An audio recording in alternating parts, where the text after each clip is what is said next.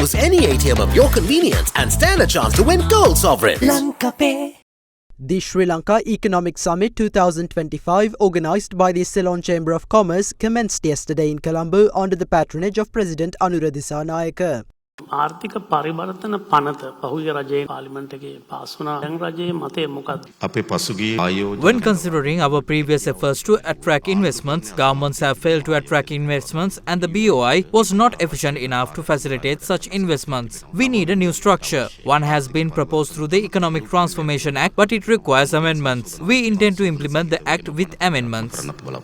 රජයේ ස්ථාවරයේ මොකක්ද? සමහර දේවල් පෞද්ගලිකකරණය කරන එක සම්බන්ධ පරිපාලනය සම්බන්ධව අලුත් වැඩපිළිවෙලක් තියෙනවා. අධ්‍යයනය කරමින් ඉන්නවා. මෙම ආයතනයන් ඒකාබද්ධ කොට We are currently studying the possibility of merging certain entities and listing a portion of their shares in the stock exchange through a holding company. Some entities may have to be eliminated, some merged, and some might have their purviews amended. There are some 1.3 million employees in the public service. We do not see the public service as a burden, but the expense incurred for it is too high. Although the public service is large, it is the lower layer that is overstaffed. There are vacancies in mid-level positions. A dialogue is needed on why the state sector has become a more attractive employment prospect compared to the private sector. ආකර්ෂණීය ස්ථාන බවට පත් වෙන්නේ ඇයි කියන එක. ඉන්දිය වෙළඳ කිවිසුමට මොකද කරන්නේ? මේ වෙළඳපොළ We completely agree with entering the Indian market. However, a comprehensive review is needed on the merits of the previous free trade agreement with India and the reason for its failure before we enter into a new FTA. නව නිදහස් වෙළඳ කිවිසුමකට යන්න අපි එකඟයි. Trump ජනාධිපතිතුමාගේ දෙවනවර පත්වීමත් සමග BRICS සංගමයට බැඳෙනවා කියන එක කොයිතරම් ප්‍රායෝගිකද? දැන්ට සිදුවී තිබෙන ප්‍රකාශනද The statements made so far create the impression of an imminent global conflict. However, there is a vast gulf between statements and the reality. Let's see what happens in future. ඉදිරියේදී බලමු මොකද වෙන්නේ කියලා.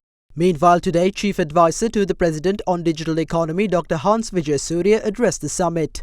Digitally advanced nations, typically, the digital economy represents 30 to 40% of the national economy. Nascent digital economies are in the 1 to 5% region, and that's where we are at present. Through a tight synergy of the economic policy of a country and the digital policy, we could be looking at a digital uplift of 1 to 2 percentage points on top of normative GDP growth. Digital economies are not local economies.